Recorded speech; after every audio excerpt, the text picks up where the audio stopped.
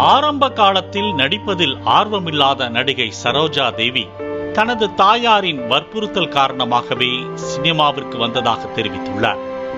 1955 ஆண்டு ஹொன்னப்பா பாகவதர் தயாரித்த மகாகவி காளிதாஸ் என்ற கன்னட படத்தில் கதாநாயகியாக அறிமுகமான ராதா தேவி தனது முதல் படத்திலேயே தேசிய விருது வென்றுள்ளார். இதனைத் தொடர்ந்து ராதா தேவி என்ற பெயரை மாற்றி சரோஜா தேவி என்று மாற்றியுள்ளார்.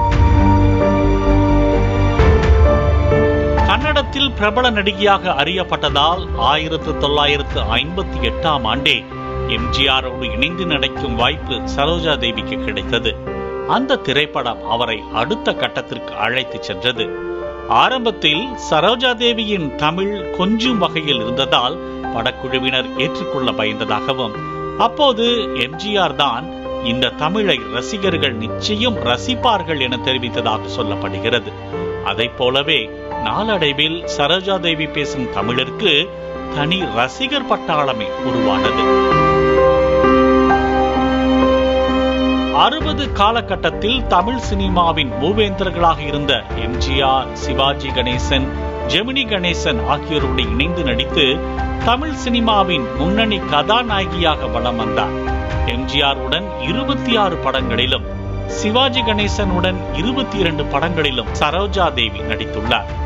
படப்பிடிப்பில் முதலில் சரோஜா தேவியின் காட்சிகளை எடுத்து விடுங்கள், அவர் பல படங்களில் பிஸியாக உள்ளவர், எங்களது காட்சிகளை அப்புறம் எடுத்துக் கொள்ளலாம் என எம்ஜிஆரும் சிவாஜியும் பெருந்தன்மையாக நடந்து கொள்வார்கள். அதனாலேயே என்னால அதிக படங்களில் நடிக்க முடிந்ததாக சரோஜா தேவி குறிப்பிட்டுள்ளார். அது மட்டும் இல்லாமல் அந்த காலகட்டத்தில் காலை, மதியம், இரவு என 3 ஷிப்டாக நடித்து வந்ததாகவும், ஒரே நேரத்தில் 30 படங்களில் நடித்ததாகவும் தெரிவித்துள்ளார். அந்த காலகட்டத்திலேயே தமிழ், தெலுங்கு, கன்னடம், ஹிந்தி என பேன் இந்தியா ஹீரோயினாக மாறிய நடிகை சரோஜா தேவி அனைத்து மொழிகளிலும் அவரே தனது சொந்த குரலில் நடித்தார் என்பதும், பிடிவாதத்தோடு அந்தந்த மொழிகளை கற்றுக்கொண்டு நடித்தார் என்பதும் அனைவரையும் ஆச்சரியத்தில் ஆழ்த்திய ஒன்று. சினிமாவில் நடிகை என்றால் கவர்ச்சியான உடை அணிய வேண்டும் என்கிற சொல்லப்படாத விதிகளையும் மாற்றி கவர்ச்சியான உடைகளை அணியாமல் நடித்து வந்தவர் சரோஜா தேவி. திரைப்படத்திற்கு தனது உடைகளை தானே தேர்ந்தெடுத்து அணிவதுதான் அந்த பெருமைக்கு காரணம் என்றும் அவர் குறிப்பிட்டுள்ளார்.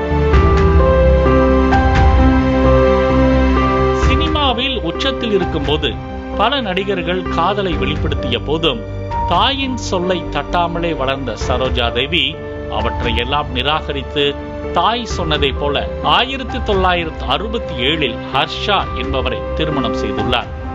திருமணமானதும் தாயார் நடிக்க கூடாது என்று சொன்னதால் சரோஜா தேவி சினிமாவில் நடிப்பதை நிறுத்தியுள்ளார். ஆனால் அவரது கணவர் ஹர்ஷா தான் நீ மீண்டும் நடிக்க வேண்டும் என்று கேட்டுக்கொண்டதால் மீண்டும் சினிமாவிற்குள் என்ட்ரி கொடுத்ததாக சரோஜா தேவி தெரிவித்துள்ளார்.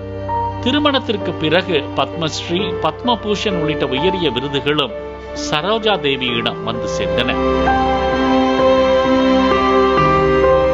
ராஜீவ்காந்தி தன்னை டெல்லிக்கு அழைத்து மைசூரில் உள்ள மாண்டியா தொகுதியில் நீங்கள் தான் வேட்பாளராக நிற்க வேண்டும் என கூறியதற்கு, அரசியலில் வந்துவிட்டால் சில நேரம் நல்லவராகவும் கெட்டவராகவும் இருக்க நேரிடும், அதனால் அரசியலுக்கு வரமாட்டேன் என மறுத்ததாகவும் சரோஜா தேவி தெரிவித்தார். அதோடு அப்படியானால் தமிழ்நாட்டில் எந்த கட்சிக்கும் ஆதரவாக பிரச்சாரம் செய்யக்கூடாது என ராஜீவ்காந்தி கேட்டுக்கொண்டதாக கூறப்படுகிறது. அந்த சத்தியத்தை தனது இறுதி மூச்சு உள்ளவரை காப்பாற்றியுள்ளார் சரோஜா தேவி. இப்படி ரசிகர்கள் மத்தியில் நீங்காத இடம் பிடித்த சரோஜா தேவி வயது மூப்பு காரணமாக தனது 87வது வயதில் பெங்களூருவின் மல்லேஸ்வரத்தில் காலமானார். அவரது மறைவு தமிழ் சினிமா ரசிகர்கள் மட்டுமில்லாமல் ஒட்டுமொத்த இந்தியா சினிமா ரசிகர்களையும் சோகத்தில் ஆழ்த்தியுள்ளது. பிளே ஸ்டோர் மற்றும் ஆப் ஸ்டோரில் இருந்து பாலிமர் செயலியை QR கோடு மூலம் பதிவிறக்கம் செய்யுங்கள். செய்திகளை உடனுக்குடன் பெறுங்கள்.